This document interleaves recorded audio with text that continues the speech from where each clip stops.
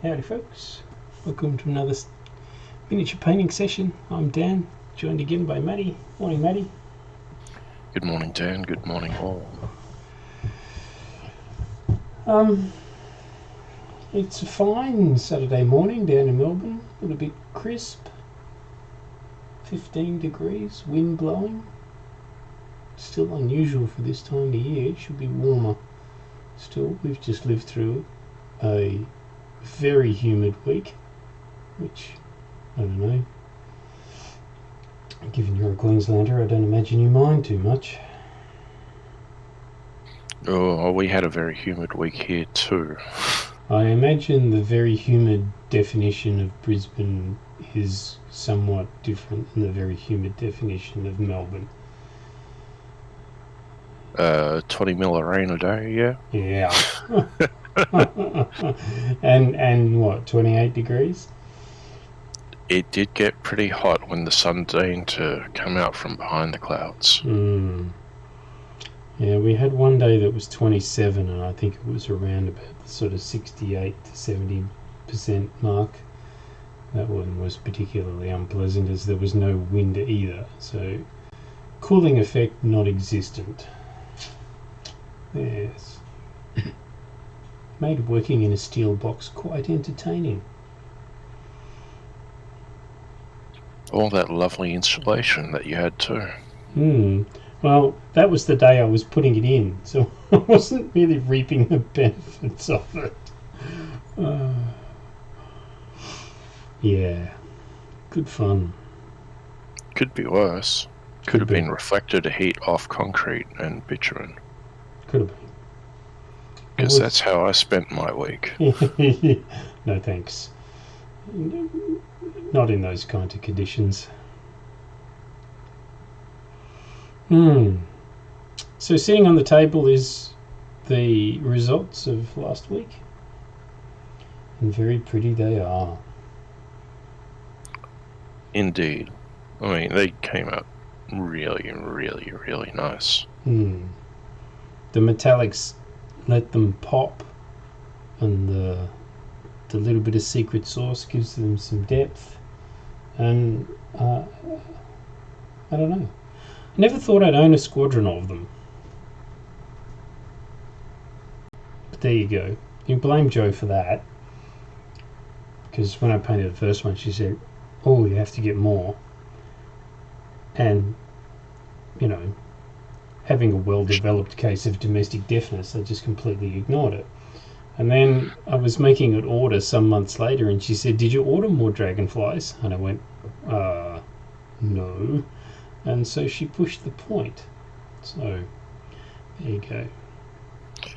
She's a very wise woman, your Jo. She is. Just ask her. She's not fig jam, I'll give her that. She's very humble. Well, there had to be something wrong with her. Apart from the fact that she lives with me. Oh, never mind. So I'm going to mix it up a little bit today, I think. I do have these guys to do, which is the second unit of Noble Pikemen, the Shrub Warriors. Thanks, James. But also, I'm going to mess about a little bit with this, I think, which is the cannon and crew. So I might spend a little bit of time cleaning it up and gluing it together on camera. Just because so far up till now, all I've done is paint, and there's a fair bit more to it than that. So, yeah. So I was going to say, you've never done it before. Never done it well. Never done crap on camera. Not on camera, no. It's one of those things where you say, I'm going to do a painting live stream, and you sort of get caught up in the word painting. So, yeah. So what are we doing here, chin wagging? Well, you know, I'm not sure I have the answer to that question. Well, it just means that you've got permission to do other things than paint occasionally.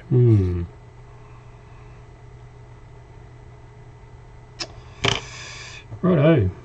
So, this involves a super sharp knife and a pair of cutters. And the reason I'm using these is because they're crap and I don't care about cutting metal with them, and they're already notched. I do have another pair for plastic, which I try and leave for plastic. So, is that in view and in focus and The individual pieces are. viewable? I'm gonna do something with this bucket before I cut it off the sprue, because I'm just that kind of person.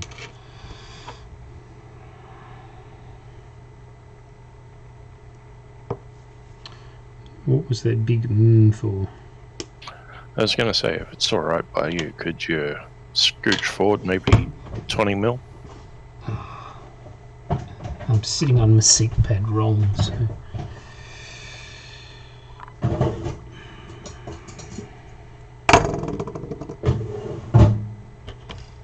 Oh, I've just hit everything with my head. Sorry. That's right. Is this better or worse? Yeah, your hands are in shot now, and when you pick up bits and pieces, I think we're going to see you actually working on them. Right. That was all. Yeah, there you go. You're working on it in the larger shot.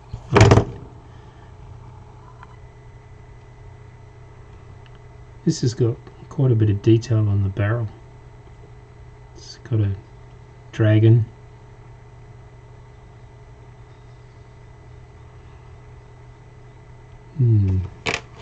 So we'll do the coarse modifications before we do the fine modifications.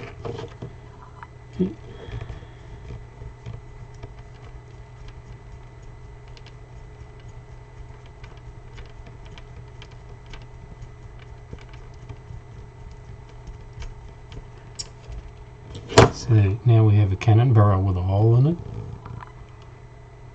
because they just look better with a hole in them.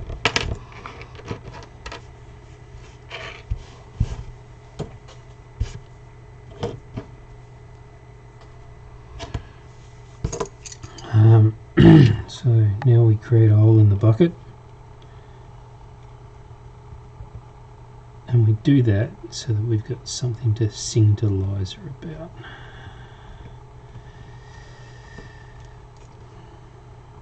Very good.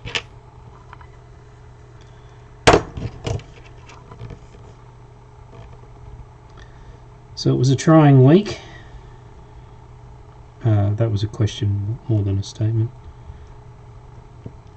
Could have been both.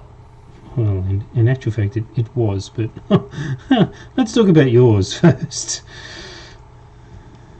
Well, we had several deliveries of furniture come in on moving trucks.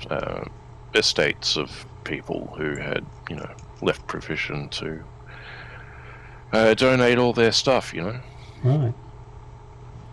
It's a very small store. And what sort of furniture did you get? Oh, we got some lovely silky oak dresses and tables, and even a tea trolley.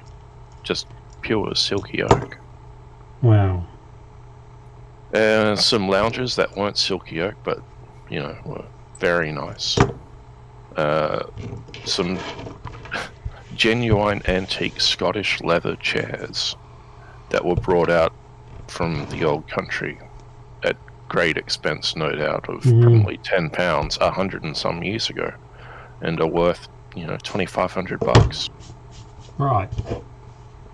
So we got a lot of very high quality donations, furniture-wise. They're just extremely, extremely bulky. Yeah, and I imagine. And some poor schlub had to unload them from the truck in the rain. Right. I reckon I might know who that was. I'll give you 3 guesses.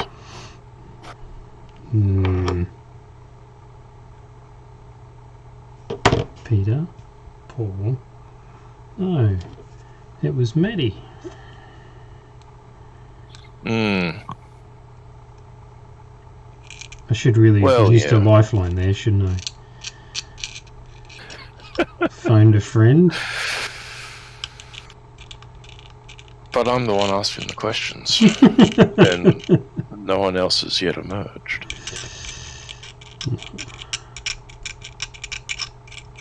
If you're out there watching on Twitch, and I can see that you are people, pipe up and say hello. Do we have more than one? 3, believe it or not. How many of those are bots? Well, it's the stream view count of 3, so there's probably half a dozen bots. Okay. Yeah. Come and join us in the general chat channel of the Faster Games official Discord server.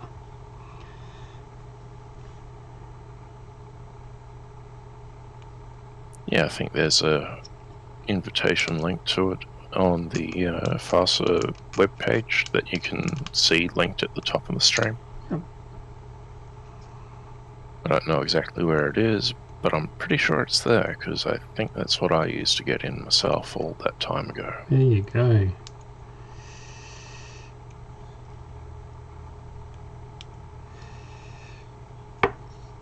Now,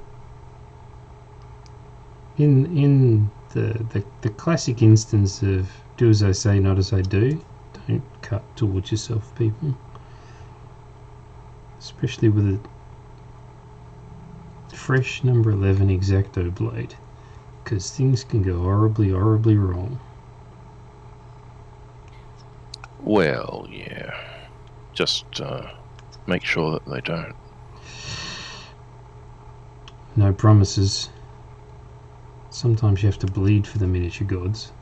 Sometimes. I've certainly done enough bleeding for the shed gods. They should be well satisfied. At least they're not asking for skulls, I hope. Not yet.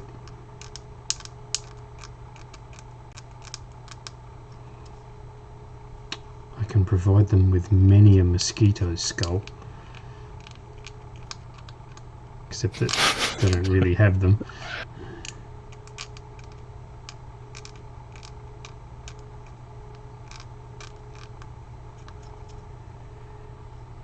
I imagine you've got a good number of nicks and scrapes and scars on your hands from all your years of building kits and working on miniatures.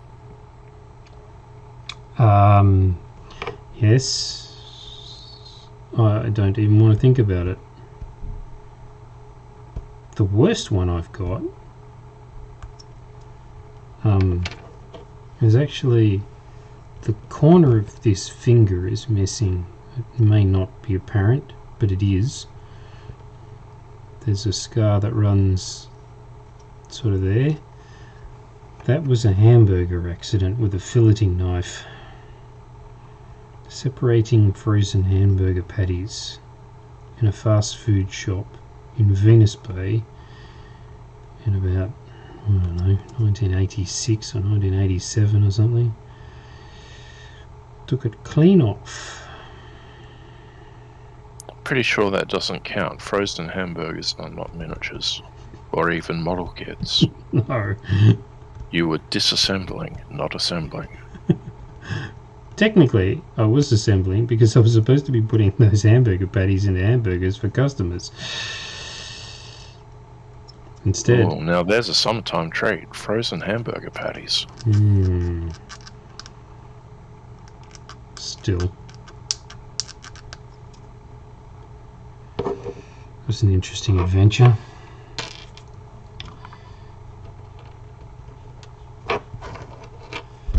Where's the other wheel? Yeah, I have massive numbers of scars. That was a screwdriver.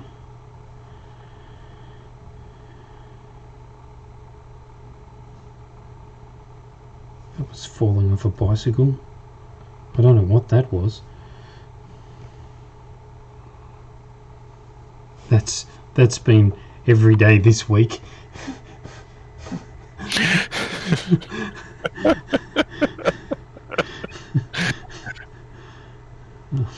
Seemed to have managed to punch something or other with that corner of that hand. Let's say that scab's about, I don't know, 2 millimeters thick or something, because they keep bashing it, opening it up again.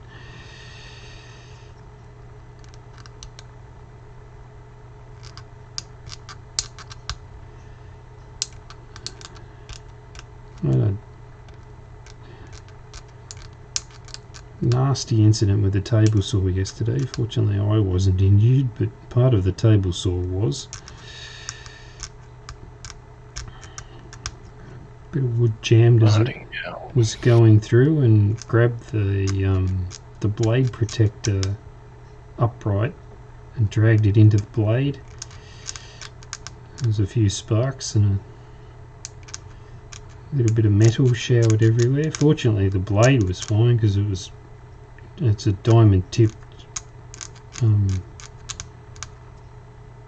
thing, and what was dragged into it was only aluminium. So, but given that it's a 20-something-year-old Triton table saw, getting parts for it's going to be hilarious. Please tell me you at least wear goggles when you're working on your shadow.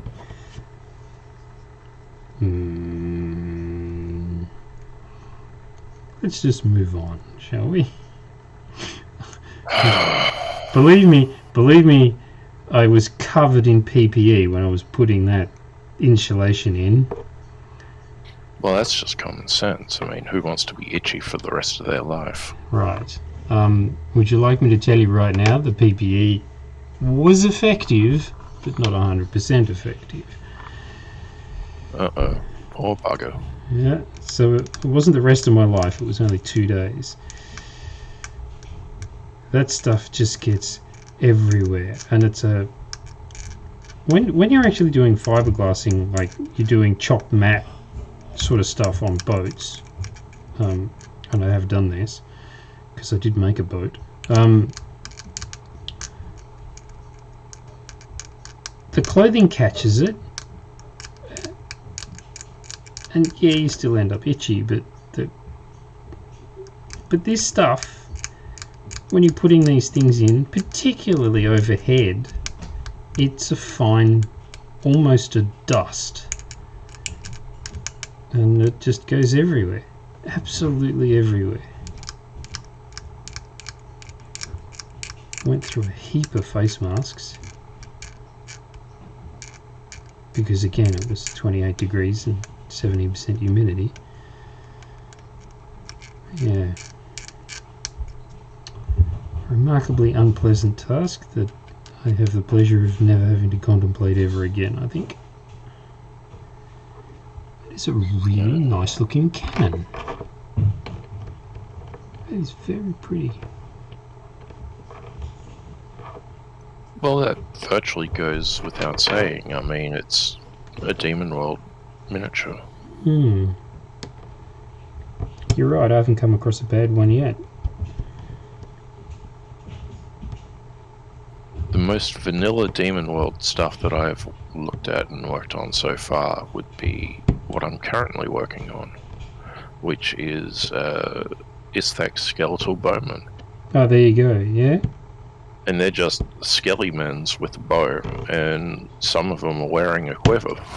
Yep, but they're still characterful. Oh yeah. Like, some of them have got little chainmail loincloths. Mm-hmm. For some reason. And the leader looks pretty great. I've never had outside of the Highlanders, I've never had a unit leader with a dirty great big banner. there you go. What I'm really interested in is that comment about the loincloth. Is that it suddenly occurs to me that we have skeletons with modesty that are working for ice witches that don't. Yeah, exactly.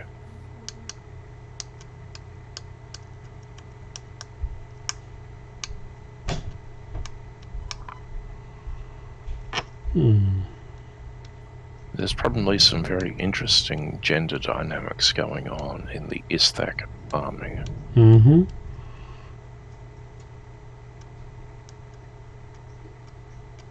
Well, let's face it, these were sculpted in Germany by a German in the late 90s.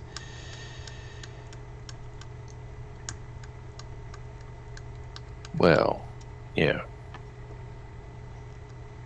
I was searching for a joke in bad taste and then came across several and decided not to.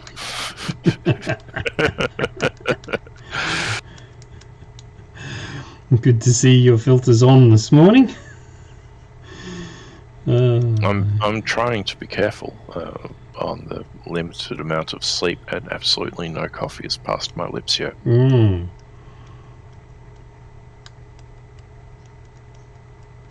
Which I plan to rectify right now, if you'll excuse me for about 20 seconds. Good plan.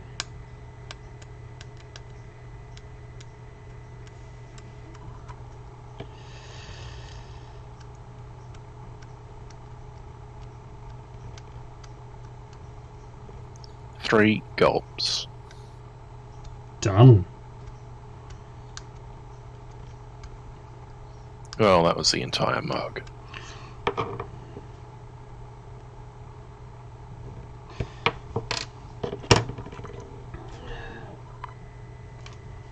Another thing that really annoys me about my partner, she seems to have asbestos lips and mouth. She can eat and drink stuff at temperatures that I just can't consider.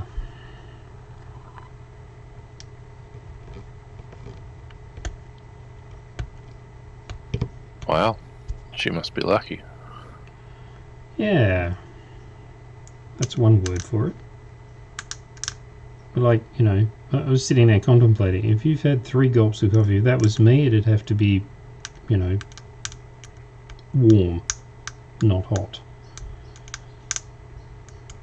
Well, to be fair, it's been sitting there for about 50 minutes. Okay. By the time I got to it.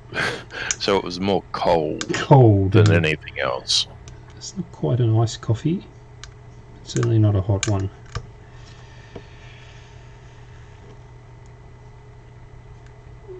There's a lukewarm at best. Yeah, right. Room temperature.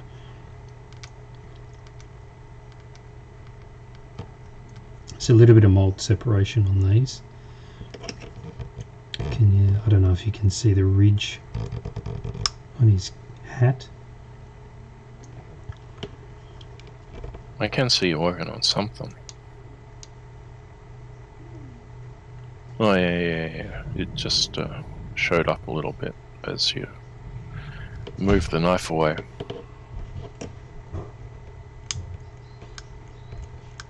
Just try and blend it into the area around it. And make sure to take the dags off the edge.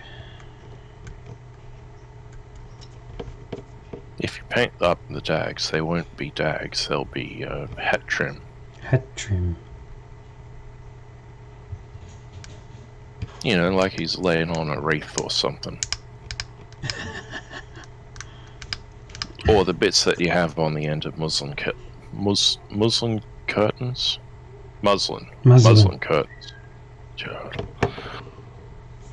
Hang on, I need to cough. Shall mute.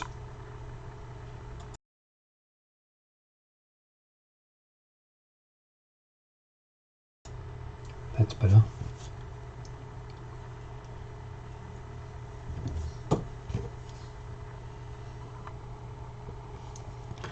It's in here too. The front of the arm is offset from the back of the arm. It's probably by about 0.2, 0.3 of a millimetre. On the underside it's not so bad because it's hidden by the angle. I mean, it's still there. So we just have to try and blend the top half of the sleeve into the bottom half.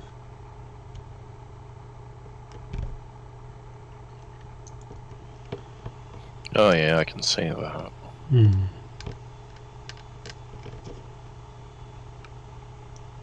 This little flaming torch thing was a bit bent too. Nothing worse than Wow. I did have one really disappointing thing yesterday. Actually, I had a very difficult day yesterday. Maybe I should start at the start of the story and work my way up to the really disappointing thing so that there's some context. Anyhow, I spent 2 half days at work in training. And this particular training is called Speed of Trust, which talks about, as a leader, how you go about creating trust, maintaining trust,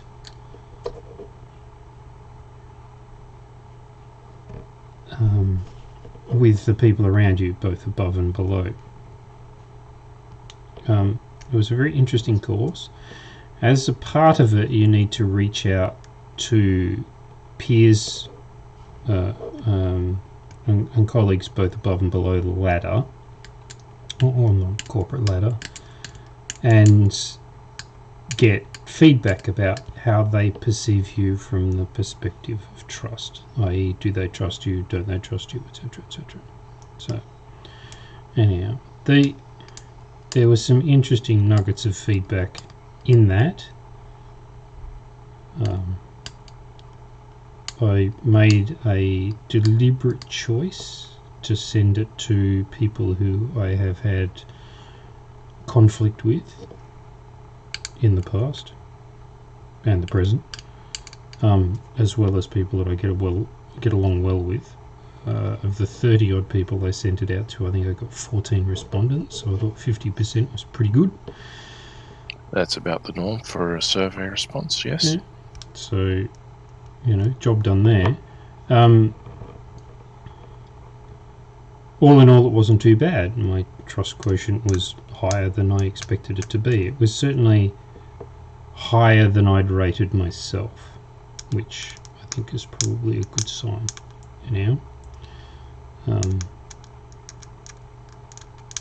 I have a personal belief that we should be our own harshest critics. Some people agree, some people don't.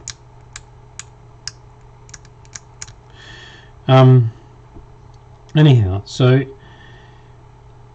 some of it is confronting. You've got to take some of your own issues on head on. I have more than one, shall we put it that way. But always when I do these things, taking the lid off that particular box brings with it other challenges, and stuffing it all back in the box in the end of the day and putting the lid on it sometimes works, sometimes doesn't. Didn't in this case. So by the end of day one, I was a little bit sort of emotional about it, and then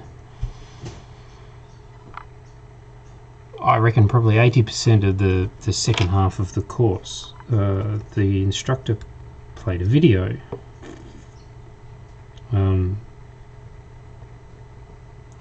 The message of the video was, doesn't matter how you perceive the other person, you need to give them a chance to form trust, which was cool. I understood the message, but the video that they played was of a guy in America who ended up as an assistant basketball coach. But his story was that he wanted to play on the college basketball team, and he tried out 3 years running and was never selected. Anyhow, because he'd been so loyal to the team and he turned up to all the practices, even despite the fact that he hadn't been picked for the team, and that he would support the team, and that I think the third year, the coach gave him the unofficial assistant coach sort of position, and you know, he went and did whatever he needed to do to support the team. Carried drinks, went and got snacks, organised banners and uniforms and all sorts of stuff. Anyhow, the salient point was that he was autistic, and so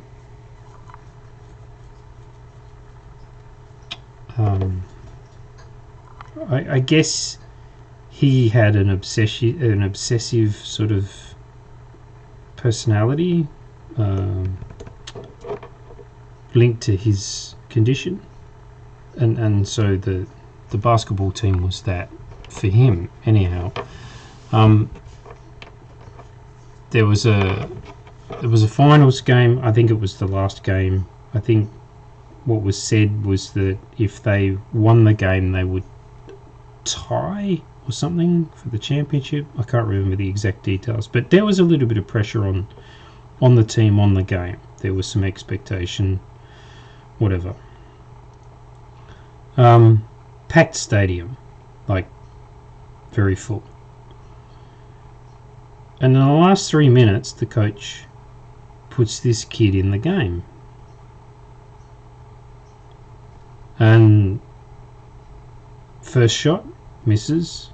Second shot, misses. And the coach says, oh, please, just, if he could just make one basket.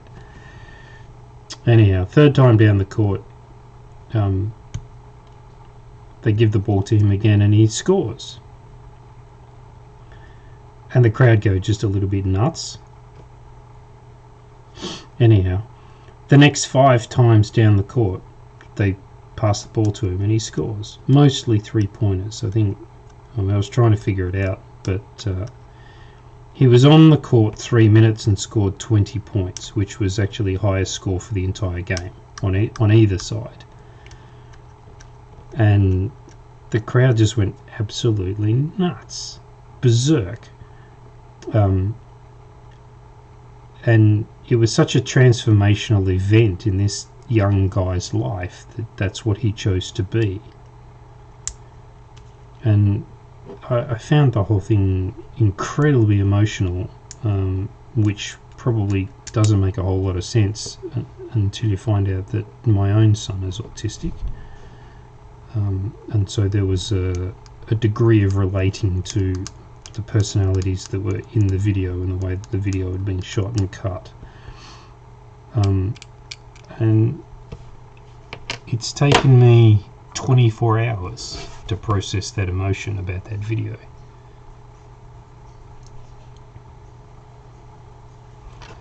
So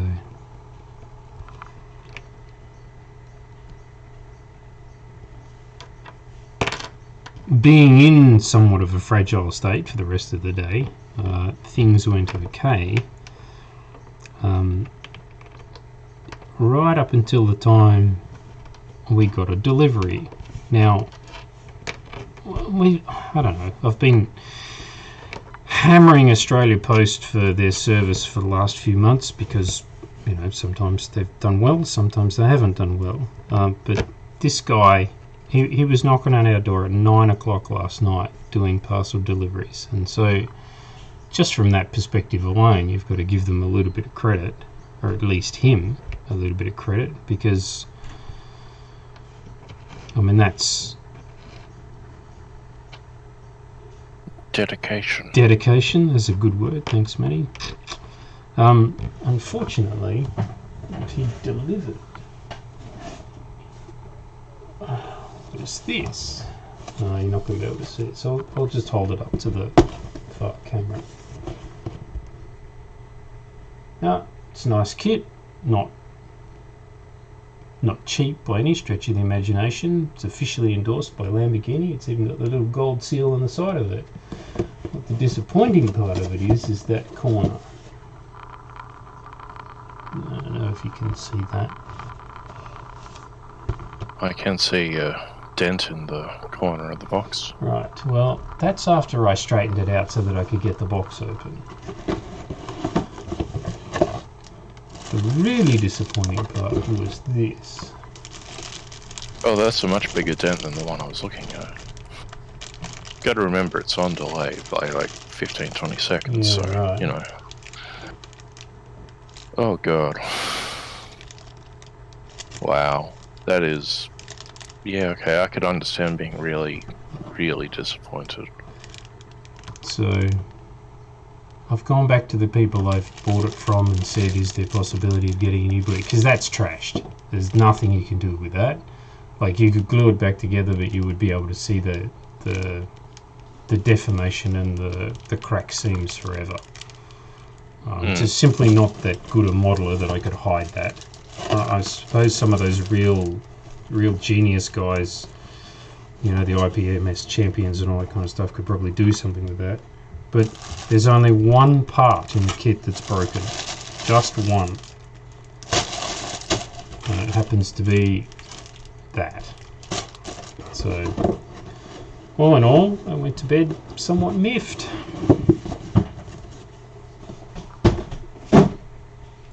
That was a very long story for that. Pardon my rambling. You set it up so beautifully. I mean, my heart broke when I saw that damaged piece. I'm just, oh God. Yeah.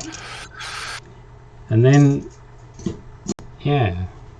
So hopefully, I got it from Frontline Hobbies in New South Wales. So I'm hoping they can help me somehow.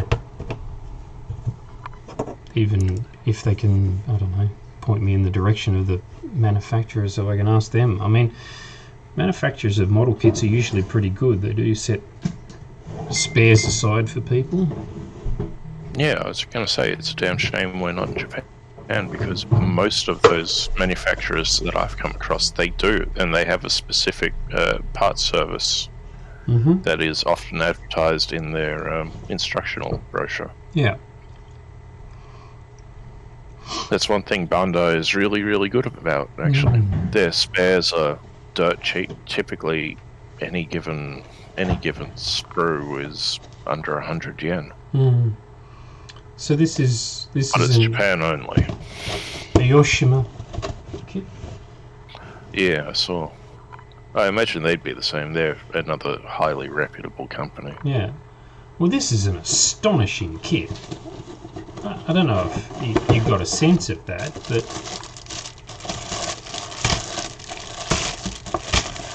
I mean, what is it? It's a total length of 197 mil, so reasonable size, and you got a whole ton of parts in there. I'm looking at just the engine parts and thinking, goodness me, does it run? You know, I mean, like that's.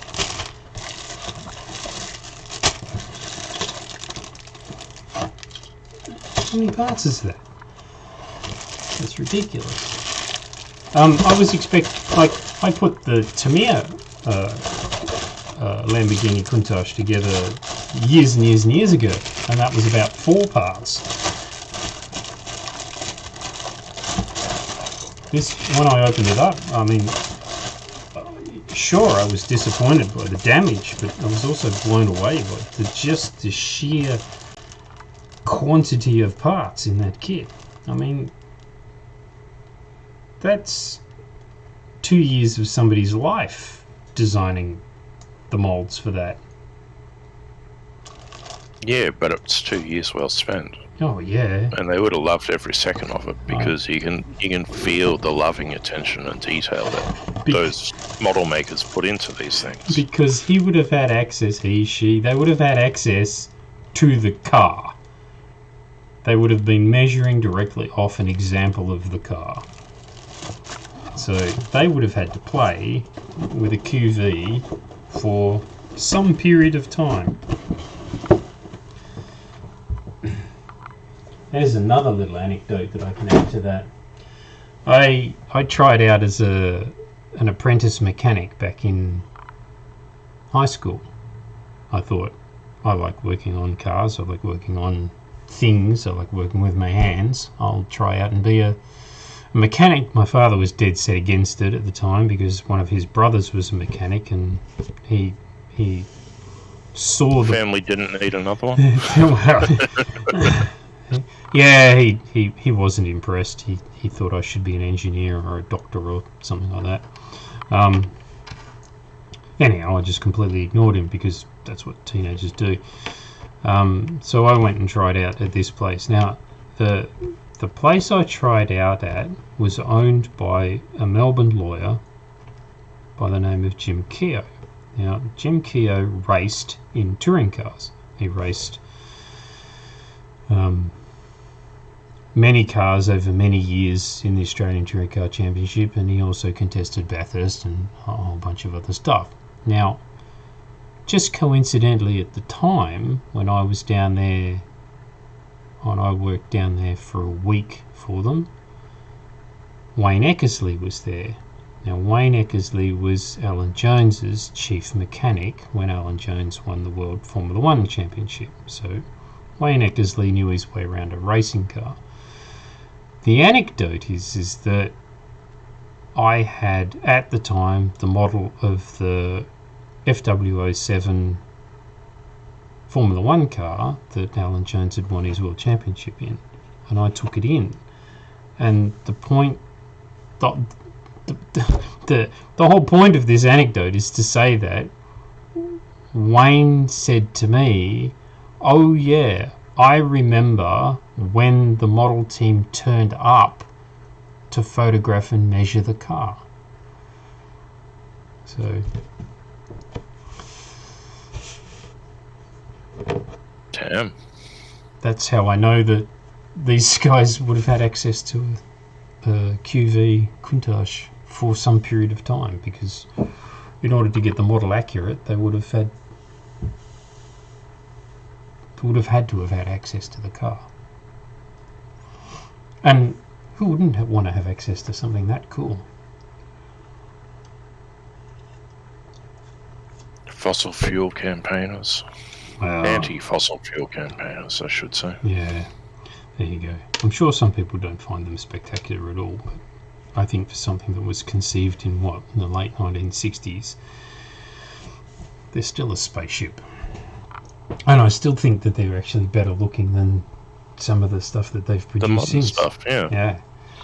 Like, if I have a Countach side by side with a Diablo, I'll take the Countach every time, despite the fact that I know it's a far, far inferior car. But it's a classic. Classic styles. Yeah. I mean, it's a car that's hot, it's uncomfortable, the air conditioner doesn't work properly, the steering's heavy, you can't see out of them, they're not particularly fuel efficient, they're not particularly powerful by modern standards. I don't care. I quite happily drove around in a 73 Celica for years, not bothered by the fact that everything rattled and squeaked and moaned and crunched, and that didn't bother me. I just thoroughly enjoyed driving it. And why wouldn't you? The Celica was a great car. Yeah. 950. Although I admit that I was a fan of the 92 model, and not so much the design that came from 97 onwards. Mm-hmm. Yes. Who doesn't want a sub 1 ton rear wheel drive car? I mean, so here we go. We've taken quite a few tangents this morning, but we have a cleaned up cannon. So now I need to stick that on sticks and stuff, and then undercoat it. Actually, why don't I just do that? Why don't you? I've never seen your process for putting larger pieces on sticks. So, matchsticks, coloured matchsticks. Dig out the other pin vise. Oh crap, 3 nails.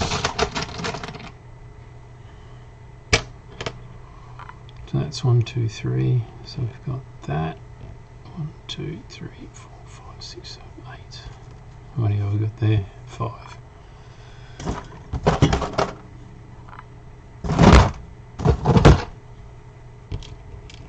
And I'll need to stand up a bit, which is awkward, but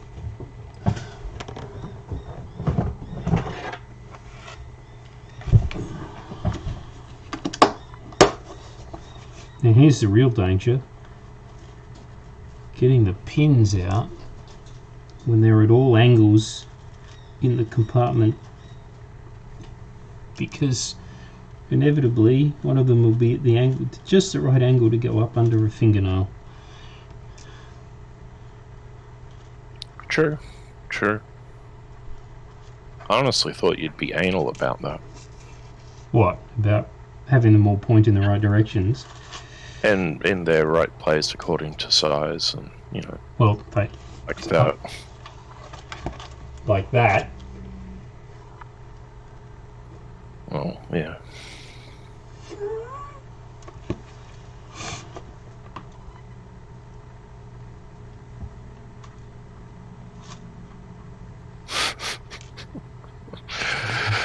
Oh dear.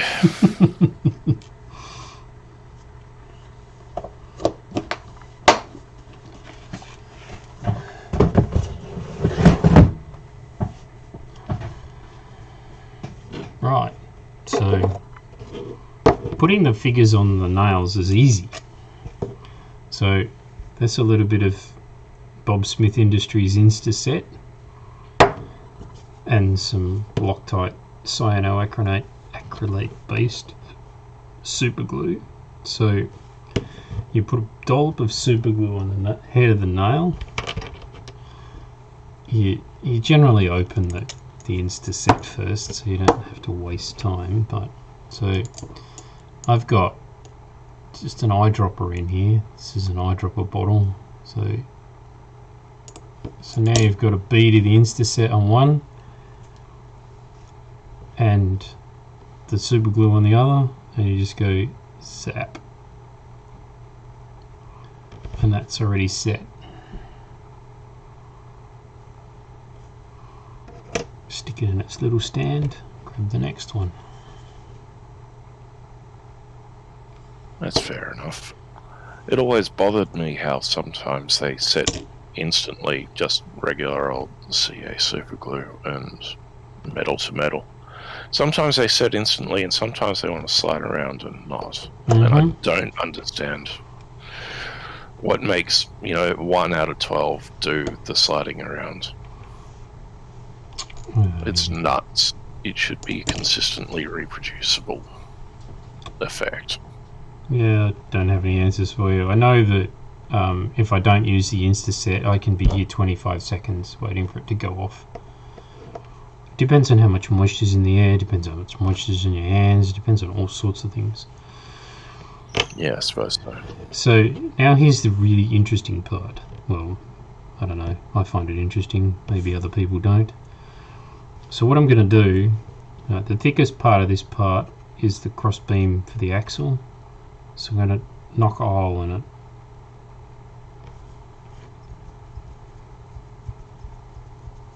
With the pin vise.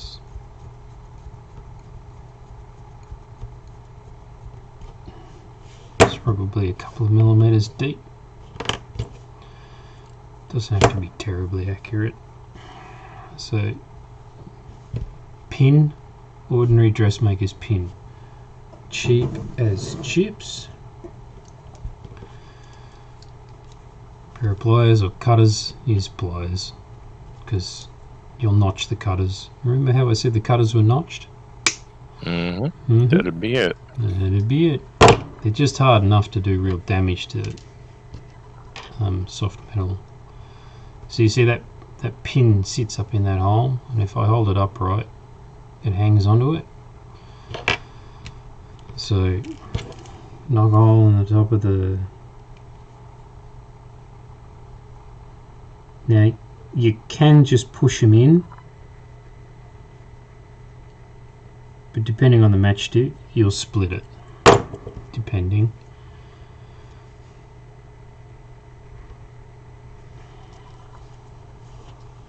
Just give that a bit of a push. Drop a little bit of glue around the base of the pin. The matchstick will actually absorb it to a degree. And you drop the Insta set on it. So that pin's not coming out of that matchstick anytime soon.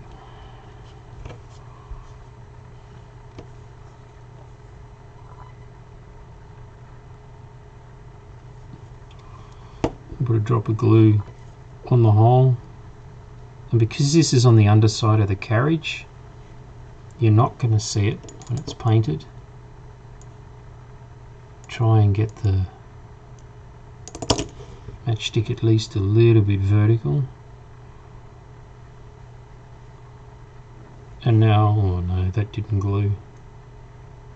So it's set up yet. As now. So now you can see that the... Oh, it's still not. Oh yeah.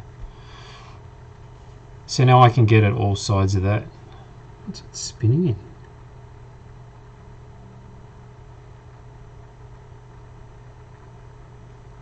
It's in the... Interesting. Actually hasn't set up in here.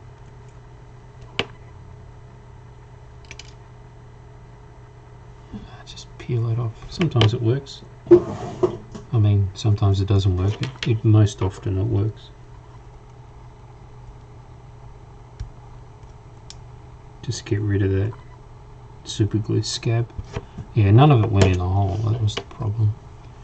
So I'll do this slightly differently. If I put a bead on the end of that and drop it in.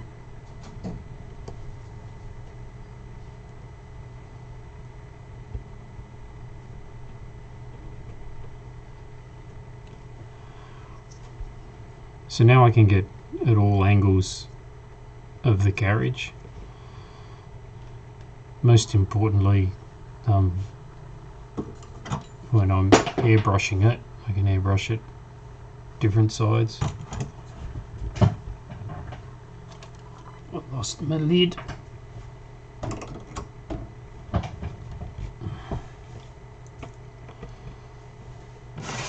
So now it's really just a case of rinse and repeat. The interesting one's going to be this one.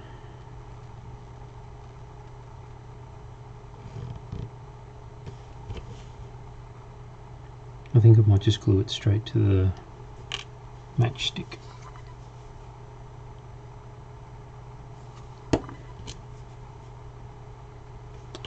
You've got to be quick because it soaks, the wood soaks it up very quickly.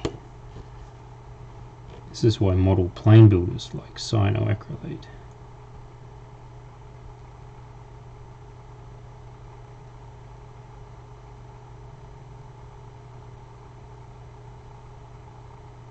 Nope.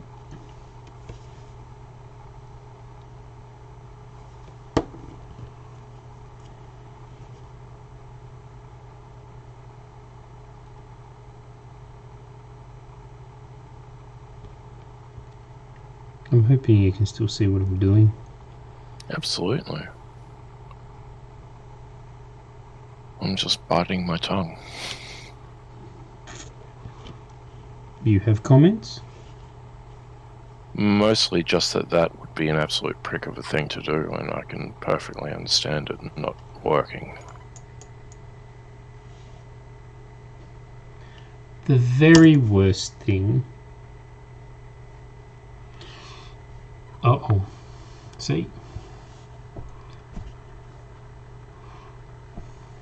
15-20 second delay.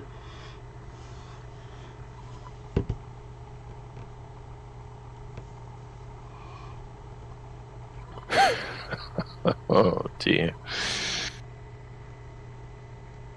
Now, these glues were developed To do exactly that. to do exactly About 100 that. years ago. Not quite. A little bit more, wasn't it? 50s. 1950s. Funny, I thought they had developed it for the First World War. No, I think it was the Vietnam War. It was the first time it was used. We have Google. We can correct ourselves if we need to. Yeah, but that would require me to, you know, look. We're all about the apathy.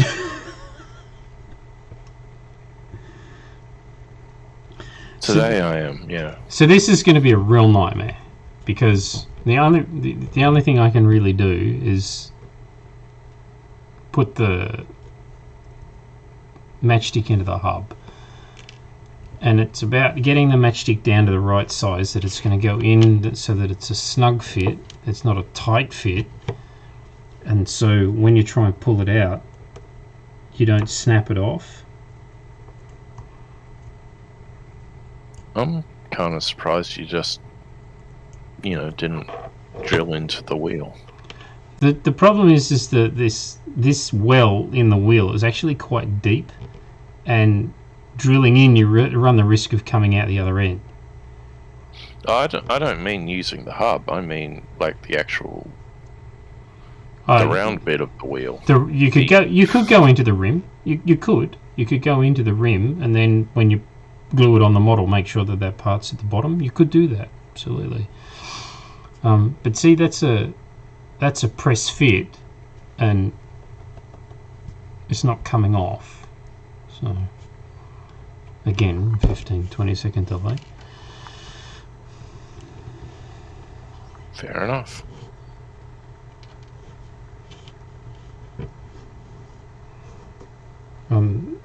Should explain to people that are watching Twitch, the reason there's a delay is because Matty and I are talking on Discord.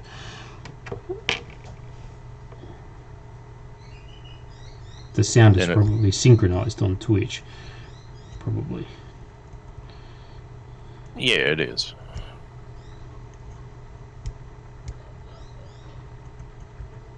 There's laughter in the background. That's how my wonderful microphone. Didn't even get a chance to introduce you. I was going to say esteemed person, Ross. Oh, these are your house guests, Ross. Yeah, and they're on a different floor and a room away. Much enjoyment is being had then. Yeah, no, my eldest and wife are telling tales. Truthful ones or embellished? I try not to listen too closely. See, people, there is the definition of wisdom right there. And how are you this fine Friday evening, afternoon? Afternoon. We're still recovering from yesterday's gluttony. So. Was it just the food? For me, it was just the food. Yeah, right.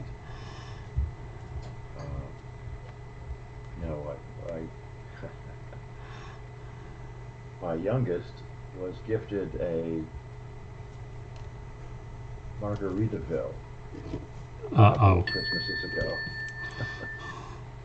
So that was, the pre-feast drinks were in that vein. And then there was wine and things for the others, and more food than you can shake a stick at. And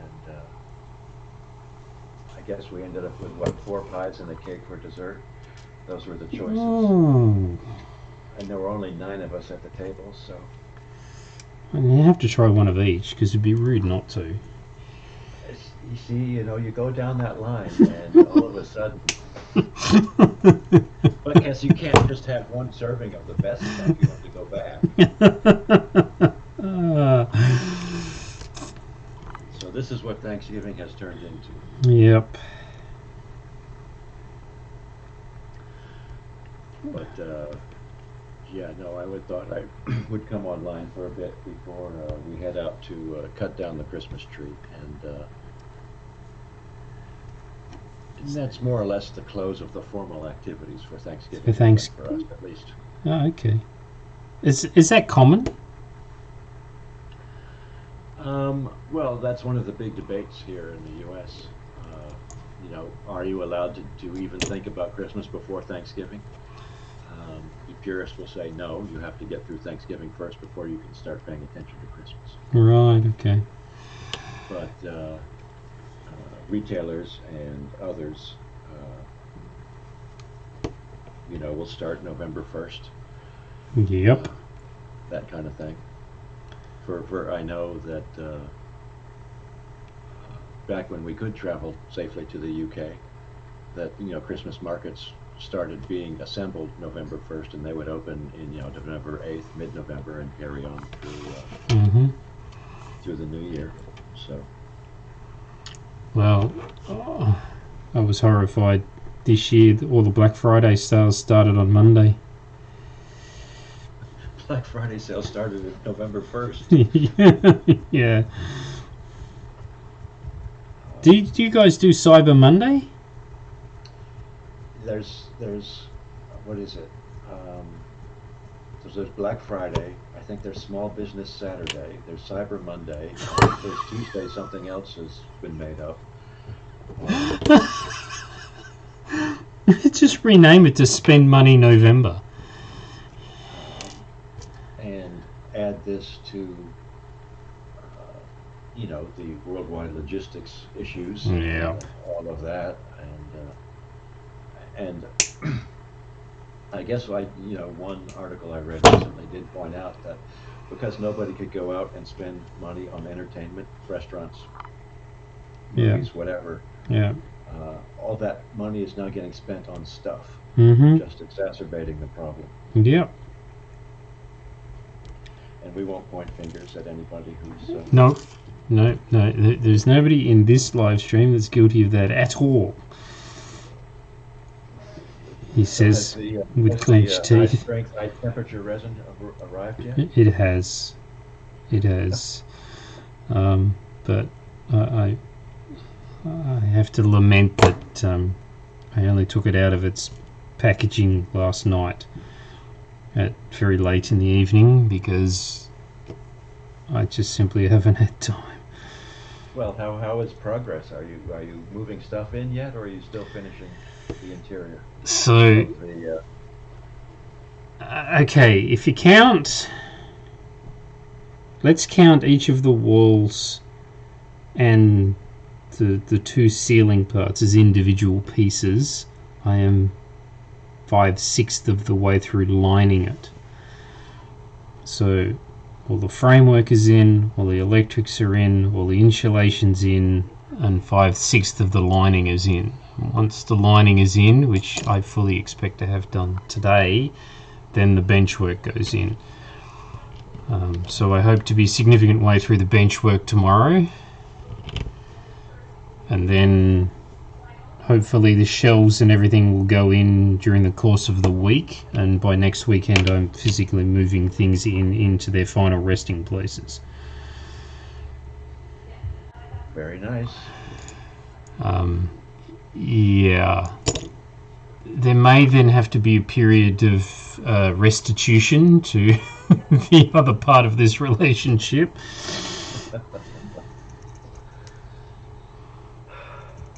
She was filthy with me this morning because I got up at 5:30, and she's like, "It's the weekend. What on earth?" Well, I saw you trading comments with Todd that, yes, oh, dark, whatever. Yes. And it was still dark. Not by a lot, though. We're heading for longest day in a heck of a hurry. That was the other point I was going to make. You were talking about Christmas before Thanksgiving and everything. So we don't have Thanksgiving in Australia. But I was raging at my neighbours earlier in the week about the fact that they're already having their measuring contest over how many Christmas lights they can put on their house. And I'm like, what on earth are these guys doing putting their Christmas lights up early November? And it was pointed out to me very gently that it isn't early November anymore and that Christmas is less than 30 days away. And I'm like, that came as a real body blow. And they said it kindly to you, shaking their heads while doing so? Uh-huh. Yeah. And this was like, okay, I made a promise that I would have the garage clear and the cars in the garage by Christmas. Oh crap. Well, you've got, a couple weeks leeway there, don't you? I do. 3 weeks according to your schedule. I do. But, this doesn't help the fact that there are other commitments that I've made that I also need to keep, and I'm cognizant of keeping them as well, and printing those parts and getting them in the mail. Although, to be fair, if I get them in the mail, Paul's still not going to see them till the new year. Yeah, no question about that. And then, of course, there's the first half a dozen failures to cope with because I've never worked with this resin before, and etc. It's a race now to see whether they get printed in the garage or whether they get printed in the workshop. I'll send you some photos later if you're interested to show you what it looks like. Well, all of us are living vicariously through your sweat to decide what we would do different. Remember, it's only how do I put it in your terms? It's 13 by 22. Yeah, maybe 13 by 23 is probably closer to the mark. So it's not that big a space. Well, from some of your early, work in progress photos, I was thinking that. Yeah.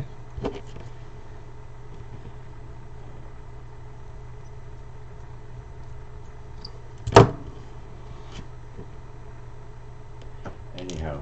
Oh! You see, there's a lesson. There's a lesson for everybody. So, when you drop a pin, don't clamp your legs together in the hope that it isn't going to get to the floor. Because it didn't get to the floor. Because I managed to stick it. That stings. So, sorry, you were going to say something. I was... Injuries on Livestream. You've put us off on a completely new tangent. Who said, painting figures was a, bloodless sport? So, I did say to Matty earlier that you needed to bleed for the miniature gods occasionally. Mission accomplished. Check. Mission accomplished, yeah. So things should go well from now on. I always get concerned if I finished a job, a manual task or something like that, and I haven't cut myself or bruised something or smashed a fingernail or something, because then I'm worried that I've actually done it properly. My youngest came back from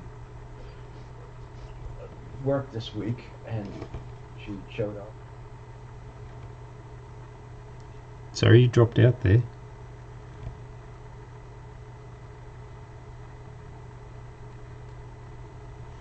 Do you drop out or drop off, Matty? Just out. Mm.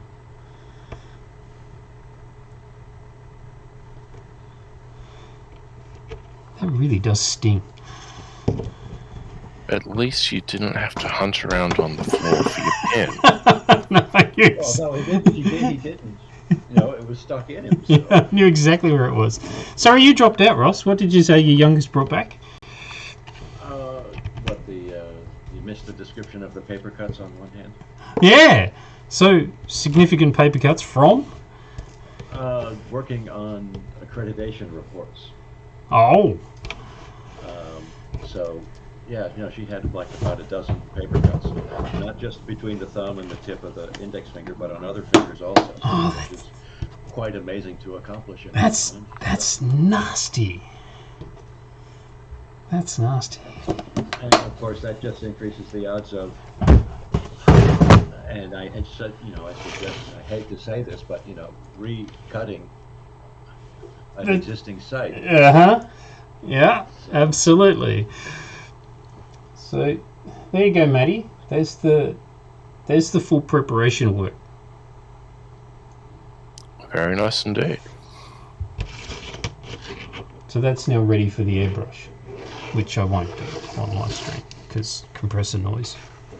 Actually, the compressor's not the bad part, it's the extraction fan. So,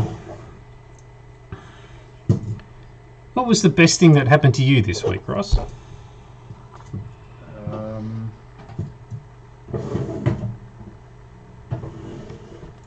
I have to think back about everything that happened this week. So there was either a lot of good things or nothing good at all. Well, I think that the favorite was the cold apple cider and the chicken and tri-tip in one in one mouthful. Oh. That was probably the highlight. And both our turkey was smoked and our beef was smoked also. So that was very, very good. That's the highlight, I think. Ah, but there's indulgence right there. What about you, Matty? What was the best thing that happened to you this week? Come back to me, would you? You didn't take that long to think about it.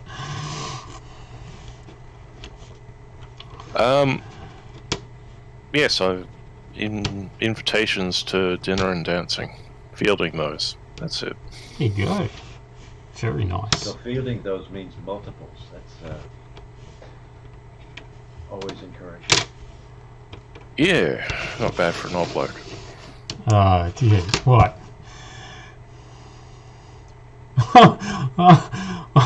I think I've got 15 years anyway. And that doesn't count me, so No. you don't get to use that line. Actually, I'm closer to Ross than I am to you, Matty. I know, and that's why it's so funny.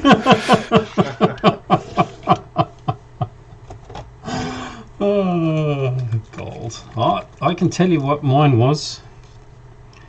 Please do. It was running a power tool off the workshop circuit. So no more extension cords from the house. No more extension cords from the house. Inside. Yeah. It's amazing what a table saw will do when it's only 2 meters from a 15 amp power outlet as opposed to 15 meters down. Does it take about 15 seconds to come up to speed? No, you don't dim the lights. Just a thing of beauty, and I haven't had a tripped fuse. Not one single safety switch has flipped. So I consider that a job well done.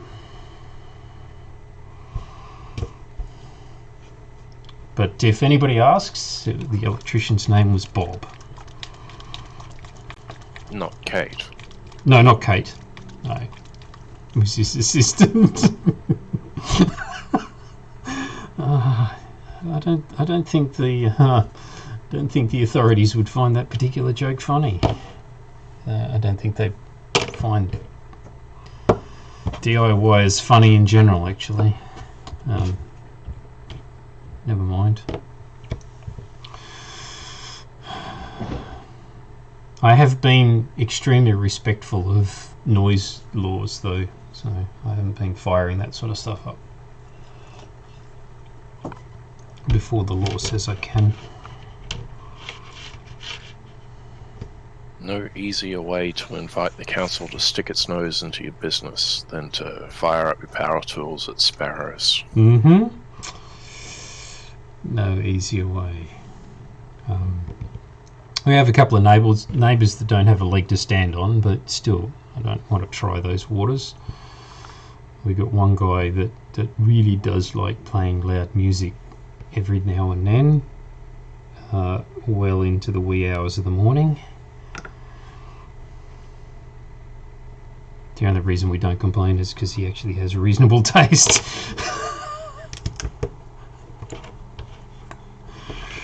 That would have been the question. Mm-hmm. Possibly not what you would consider, Matty, although I don't know what you consider to be good music and not. Oh, that was bad. That was actually the big problem with the whole dinner and dancing sort of thing. It's like, oh, well, what sort of music do you like? And I'm like, Gee, I don't know. Grindcore death metal. Well, I figured the best response I could have made was I can enjoy just about any type of music as long as it's in the right company. You would get points for that. I bloody well hope so. So that was my response. And, yeah. Good man. When's that happening? Or did it already? Oh, no. It's not why I'm tired today. Oh, right. Upcoming, days. I don't know exactly when. Right. So Yet to be determined. Yeah. I assume there was no dancing after dinner for you, Ross. No. It sounds to me like you were probably handicapped by the amount of food you ate anyway.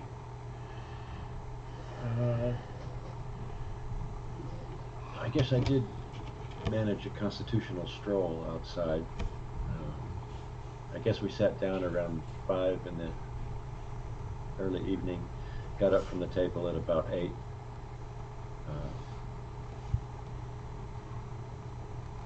Managed to duck out of a lot of the, not a lot, some of the cleanup, but... With a wife and 2 daughters, being in the kitchen's probably not a safe place for you.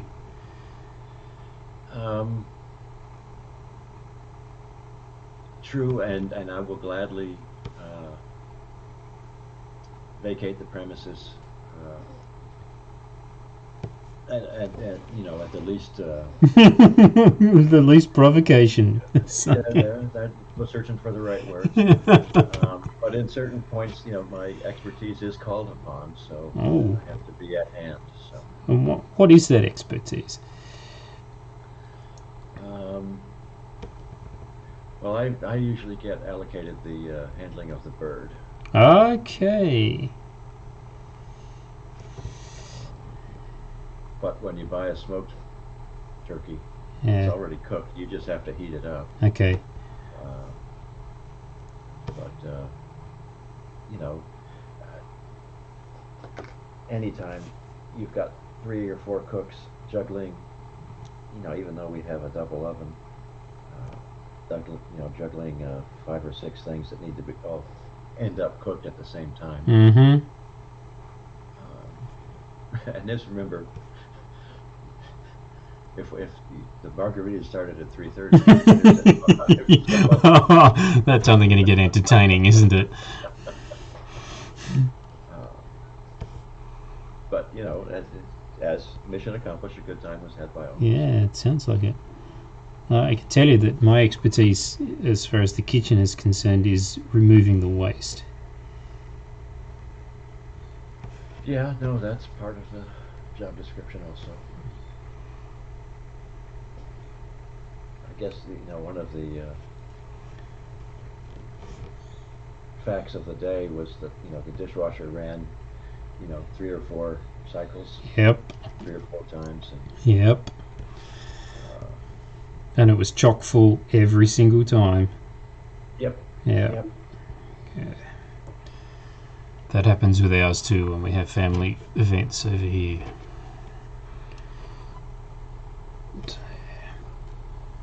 I don't know who would be without one, to be honest, because if you're doing that kind of quantity of dishes by hand, it's a significant task.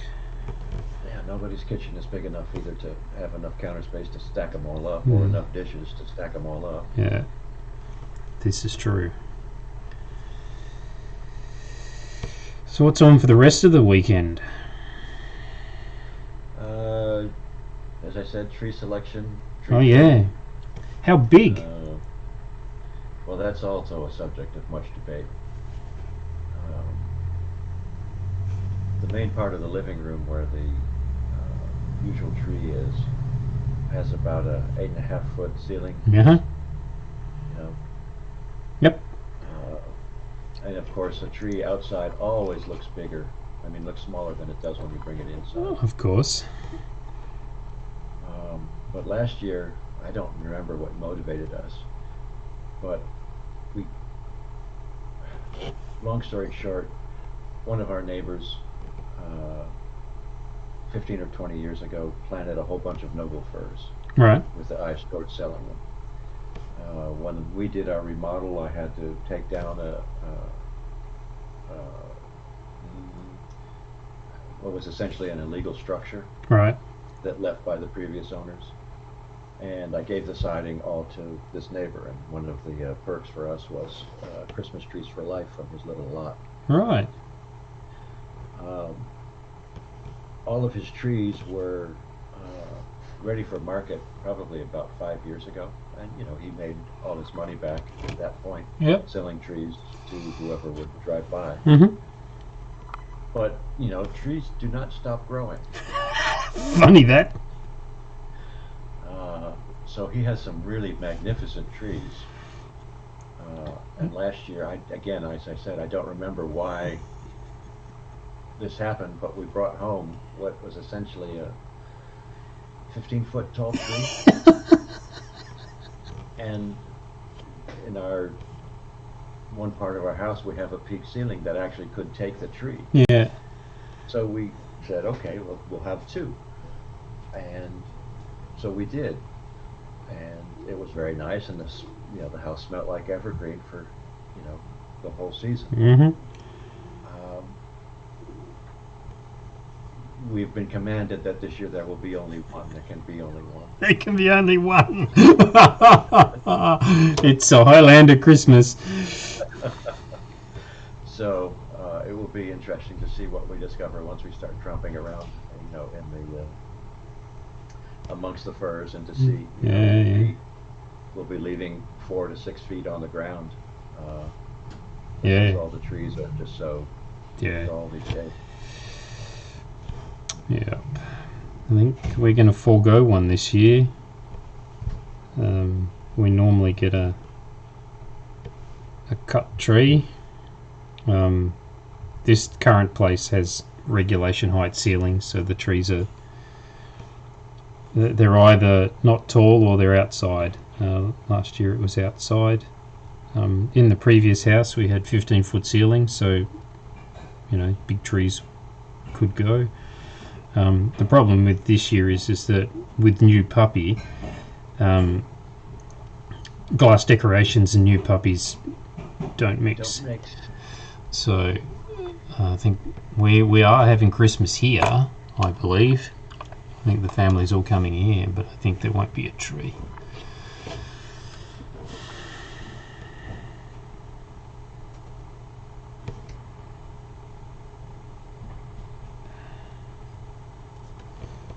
So yeah. But yeah, no, just It's not going to take you the entire weekend to pick a tree, no. is it? No. But Eldest flies back to Los Angeles at crack of dawn on Sunday morning. All right. LA, huh? Yep. And like you, contemplating the list of things that need times is daunting, to say the least. Yeah. Yeah, I can't imagine how you keep all that straight, to be honest. You have to be good at diarising, I imagine. Well, I guess one of my special skills. If you had a superpower...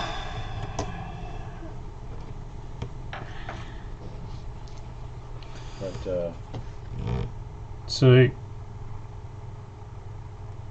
the intent is that if I'm up before the birds again tomorrow, that we might be able to drop in and chat about all things a Etherstream. variety of subjects. Yeah. Well, is that the plan or the intent? Well, 8 o'clock yours is 1 o'clock mine. That might work for a bit. If you get up earlier and I notice, I might Yeah. Well, come on, because we've got things things Demonworld you want to cover. We've got things Yeah. Interceptor that need to be covered, and we've got things Wooden Walls that can be touched upon. Mm-hmm. Well, given I'm not sleeping, the odds of me being up early are pretty good.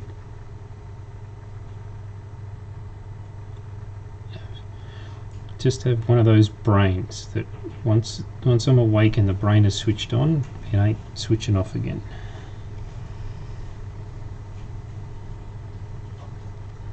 Well, and as we've heard, the household doesn't necessarily appreciate that, eh? Nope, they certainly do not.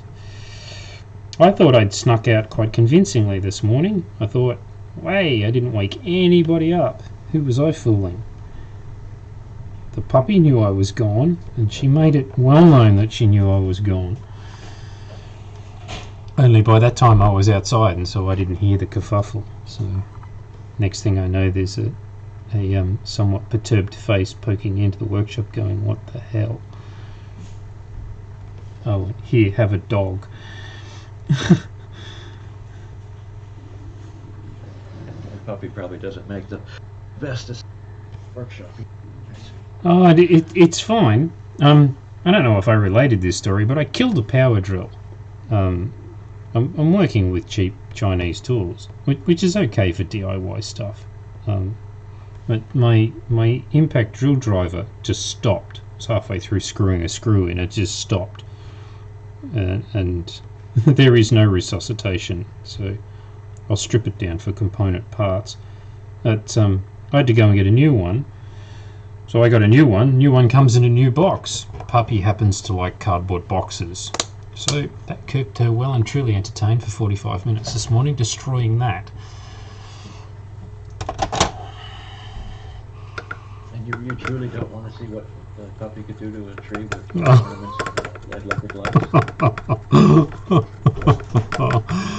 Oh, that isn't going to end well.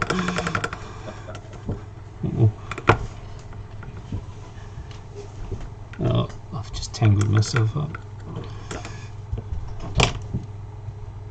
Oh, no, I didn't tangle myself up. I ran over my cord. Oh, what's the time? 9:30. Yellow pants.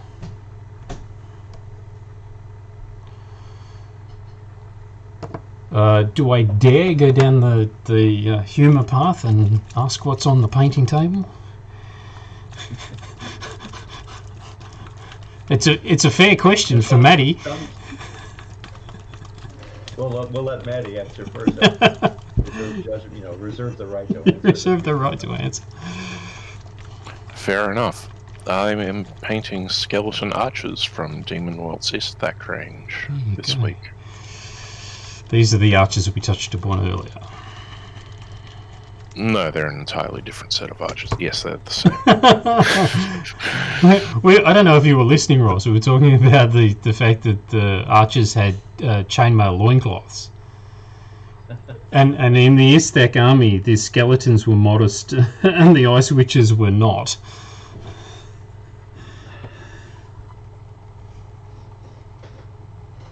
Remember the 90s with fondness. Don't we all? Those of us that were there.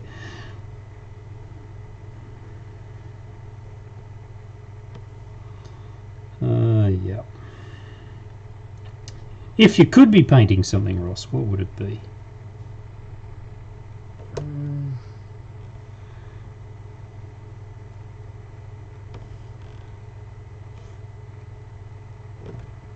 Like you, so many things, so little time.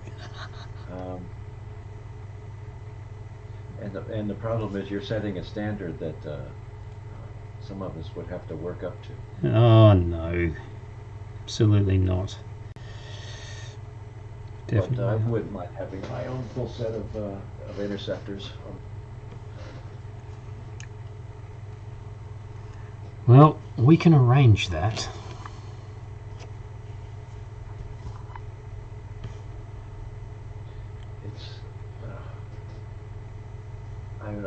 I wonder if they're any good. I know I had a full set of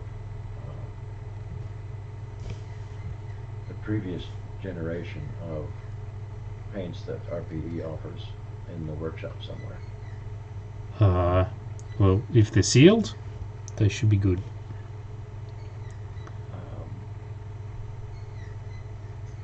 And a couple of years ago, I had Paul send me, half dozen random figure sets and selection of primary colors and brushes that were supposed to be given out to nieces and nephews. But of course, it didn't arrive in time. Right. And the sad part was, it was in the local post office. They just didn't know that they had it. Oh. So it made the giant part of the trip and just missed on the last leg. So I'm more or less equipped, except, we've talked about this before. Too many boxes. Absolutely no way to tell what's in them without looking. Yeah. But all my little tools and my stands and my, I would nail to strips of wood instead of nails and stands like you've got. Yeah. I said this to another friend of mine earlier in the week when I asked him what he was painting, and he said, well, his office is full of stuff at the moment because they cleaned the hallway out. They had a whole bunch of stuff stacked in the hallway, and they cleaned the hallway out, and the way he cleaned the hallway out was by moving it all into his office. And if you wanted to sit down and paint, he had to move stuff. And I'm like, you're just putting up a barrier to entry at that point. It's like, if you've got to do a chore to sit down to do something that you enjoy, your chore will stop you.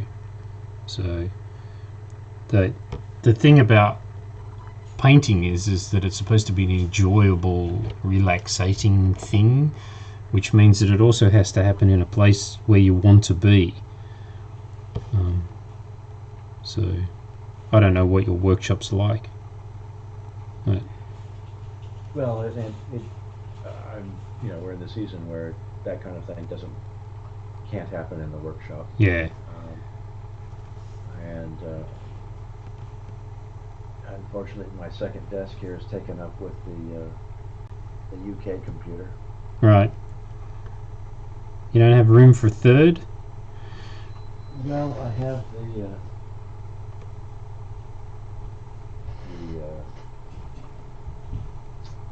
let's see, I guess it's an 8-foot by 2.5-foot table.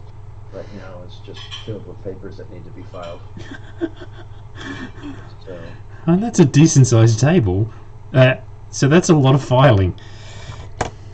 yeah, well, I guess I filed all of the paperwork for one estate that I was having to take care of. Oh yeah, that business.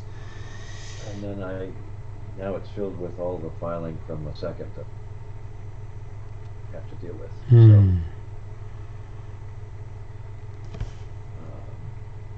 but that's the table that I took the pictures of the Yeah. various Crimson Skies things a while back. Yeah, right.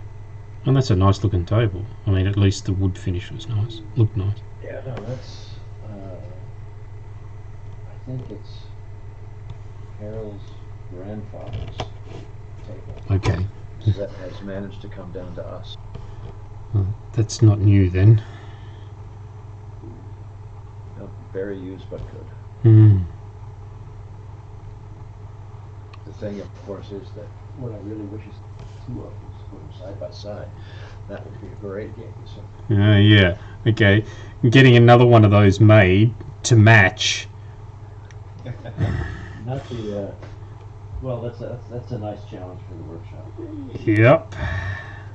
I was going to say, Interceptor better do very well. Isn't it funny? I assume you've got some heirloomy sort of things around, like that table. Like you're saying, that's Carol's grandfather's. I mean that's pretty special. I've got stuff from my dad. I don't have stuff from his. So, well, it's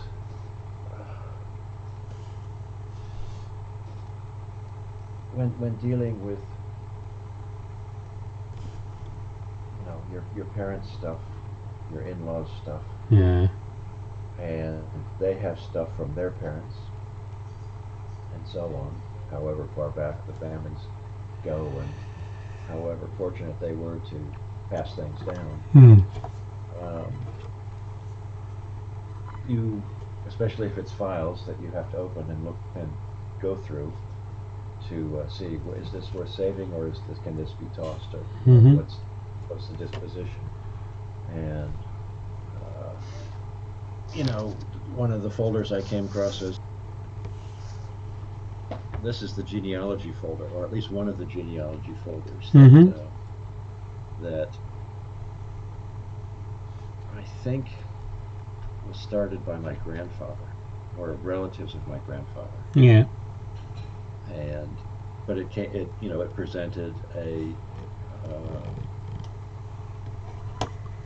and I won't say it's ironclad proof, but it's the best clue we've had to date. One of the Babcock ancestors served in a Connecticut, one of the New England states, Army, called up in 1776 and discharged in 1777. There you go. So that's pretty cool. A revolutionary ancestor. War veteran, yeah. And, the side note is that he applied for a pension for his service in 1826. There you go. Which is cool beans. So, yeah. And, because of that kind of find, you have to go through every folder and every page. Yeah. Yeah. And it just takes more time than than sometimes you can allocate to it.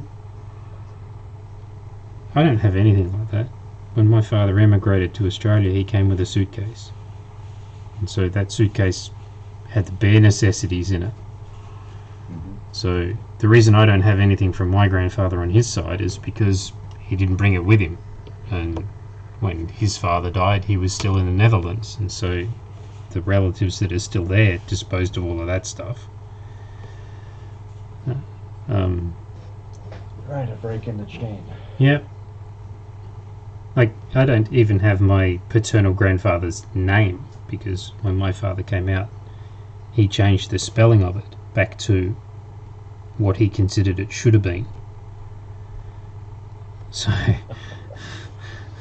the Dutch version replaces the Y with an E, an I and a J. That's how we get Nijmegen, and that's how yeah.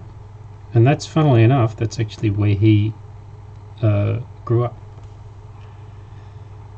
So I've had one trip to Holland. It was a part of a work trip, but I visited the house he grew up in, and I've been across the Nijmegen Bridge that the 82nd Airborne took in Market Garden.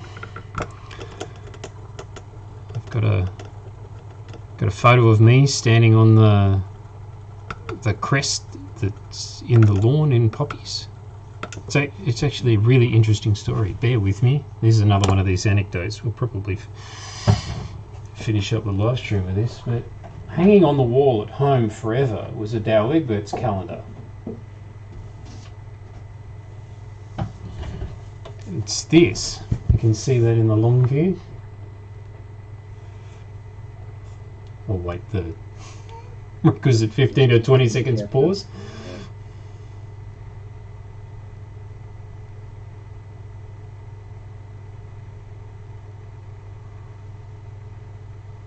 So that's a photo of the Nijmegen Bridge over the River Waal, or the what is it, the Lower Rhine, something like that, in Nijmegen.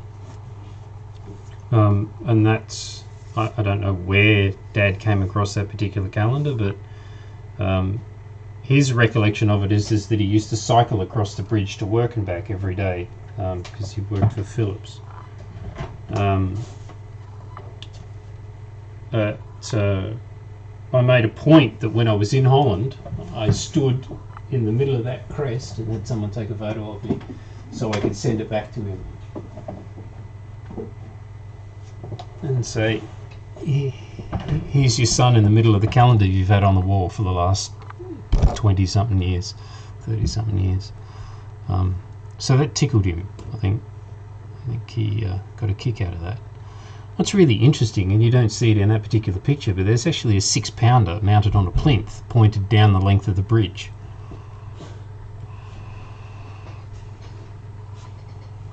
So I thought that was pretty cool. A relic from Market Garden.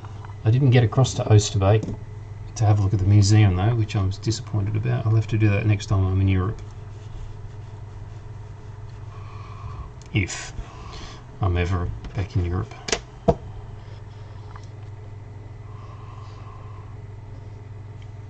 So fun stuff. Oh, where I was going with that whole heirloom thing is I've got this.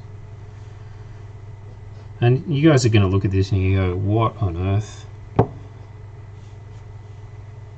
It's really strange the things that we end up finding precious.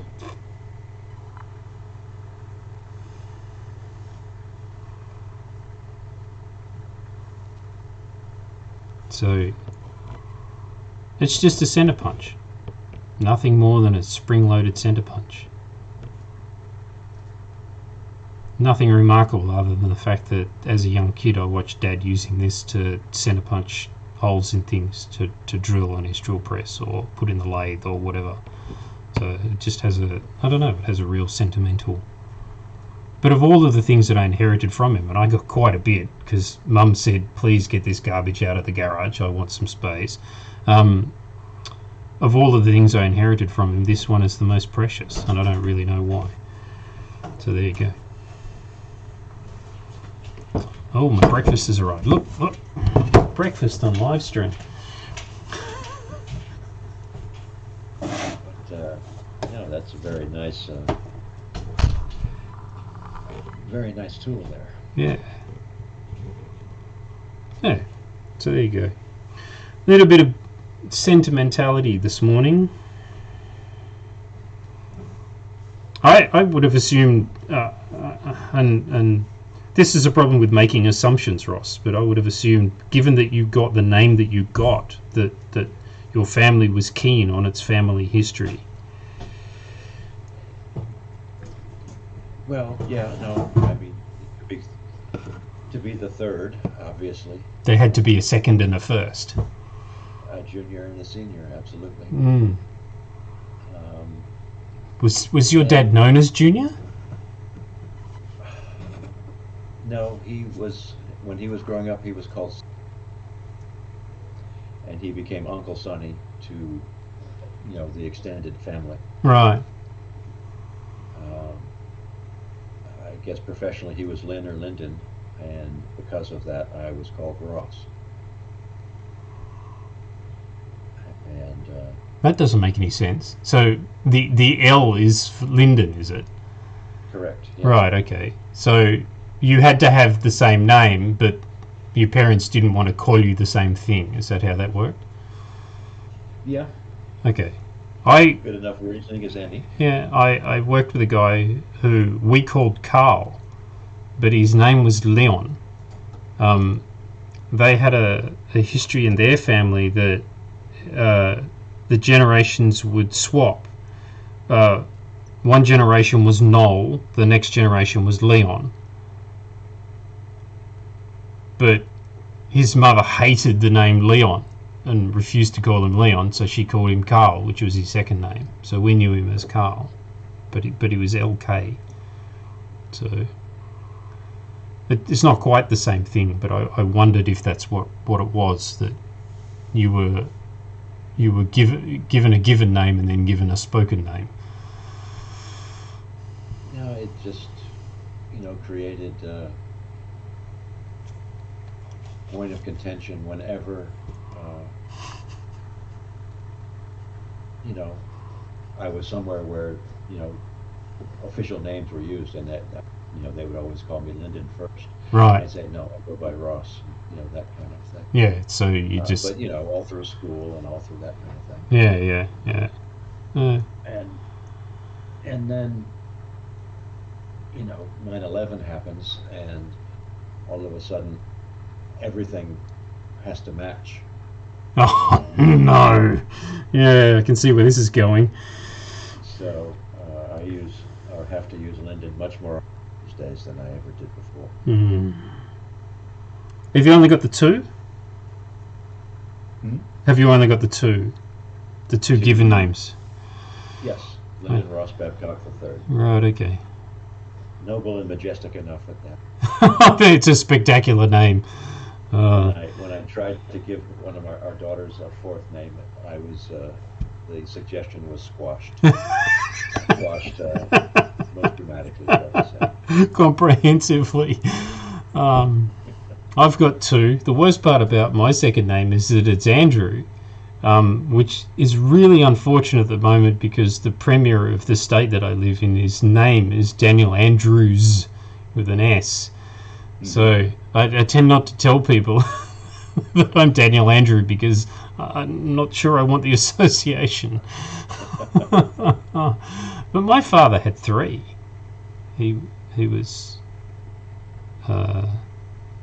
Adrianus Gerardus Johannes, but he only ever got called Adrian. Adrianus was not something that was ever used out here. I think his mother called him that, but then he didn't have a terribly good relationship with his mother, so I don't think he spoke to her terribly often. Cough at all. It seems to be a familial thing. Interesting. That brings us to the third party here. Is it Matty? Is it Matthew? Is it something else? It's Matthew, according to the envelopes I've been sending him. It is Matthew Stephen Smith. My parents were extremely inspired with my name choices. You ended up with biblical names too. Yes, but I also ended up with the most common male names you could have had at that time in this country. Yeah. I swear to God, I went to school with 5 Matthew Smiths. Really? Really. Smith is an incredibly common name in Australia. Incredibly common. It's one behind Jones, isn't it? I think we're actually ahead of Yeah, Jones. you might actually be right. You might be ahead of Jones. So in Australia, it's keeping up with the Smiths. Whereas as far as my Google searching is concerned, I think I'm the only Daniel Klein in Australia. Well, that's pretty cool. It Not. is possibly also the world, but I don't think I even have that much hubris to try and claim that. But if you do a Google search of my name, the first 2 pages results come back is me. I would suggest, Ross, that if you did a Google search for Lyndon Ross Babcock, that there would only be one. No, you get 3. You get my grand. Oh, what? They were all Lyndon Ross? Yeah. Oh, there you go. There you go. So yes, Daniel Klein, software architect. Yep. ICO Biosystems. Yep. It's all me. So that's biased because my computer knows you, so that doesn't count.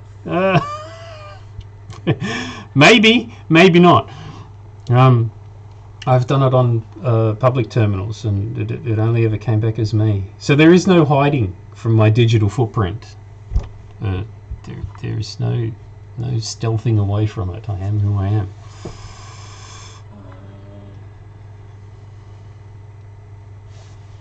Yeah, no, it's all you there. Yep. It's all me. There were times, Matty, where I really wished I had a very common name. I don't blame you. I've honestly considered changing my name to John. Really? John Smith. There are no John Smiths anymore. People got tired of that joke, 50 years ago. That's interesting, isn't it? The social pressure in a name dies out. Well, you use it, and I think it's going to be a fake name anyway. You're just... Yeah. Yeah, it's like having the name John Citizen. People will immediately question it. What's really interesting is that we have a fairly large ethnic population or ethnic percentage population in Australia, because let's face it, Australia doesn't have a large population that are Southeast Asian origin, and when they come in and they anglicise to have names that are pronounceable by most people in this particular country, they choose interesting names. They choose names that appeal to them for whatever reason. And these are names that are either out of fashion or old-fashioned or have stopped being used for one reason or another, but are actually starting to come back into vogue. I work closely from time to time with a woman whose anglicised, Anglic chosen name is Violet. And Violet's now an old-fashioned name, but it's gaining traction again. So there are a whole bunch of flower-related names that just went out of favour in the last half of the 20th century that are coming back.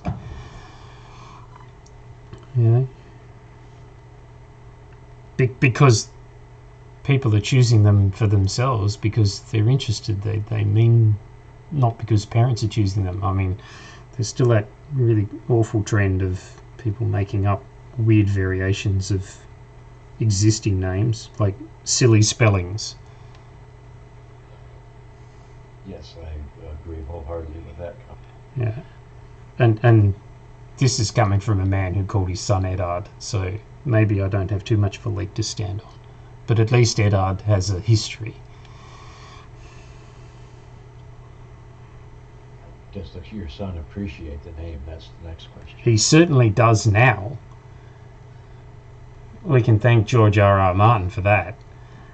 Mm-hmm. Mind you, he was named after the character, so I should be thanking George for that anyway. But the fact that TV series has completely popularised all the names means that he doesn't get weird looks anymore when he says what his name is. Everybody just goes, oh! Whereas when he was born, they were like, you what? How do you spell that? So that's the way you pronounce it? Yeah. So, but yeah, there's just strange spellings. It's like it's almost designed to just throw people off. I want to call It is. It really is, because people need their special little child to be absolutely perfect and unique. Yeah. It's like... I have a problem. I've got a problem with this line of thought, and it's the name Catherine. Right. How many different legitimate variations of Catherine are there? A lot. At least half a dozen. A lot, yeah. And you can't tell. No. Anyway. I was just going to go with Bob, with the 2 silent H's and the 3 silent P's.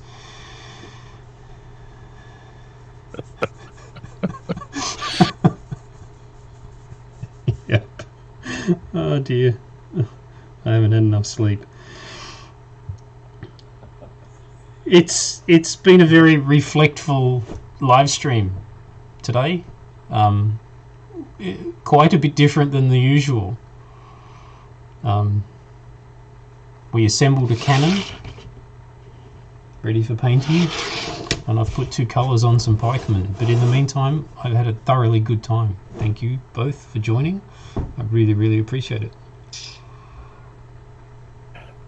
Thank you for having us. Enjoy the rest of your weekend, both of you. Hope you get a good tree, Ross. Sounds like you will. Yep. And I'll catch you tomorrow when you're about. Yep. Good Remember, stuff. I need to confirm the token list. Yes. And talk about photography that needs to be done sooner rather than later. Oh yeah. Yeah, you know those commitments I was talking about. I'm Yeah. cognizant of. Oh boy. Anyhow, yes, hopefully sometime tomorrow I'll be on the lookout for when you make contact with the great World Wide Web yet again. Awesome. Great stuff. Thanks, guys. Talk to you soon. Talk to you guys later, See Matty. ya. You know.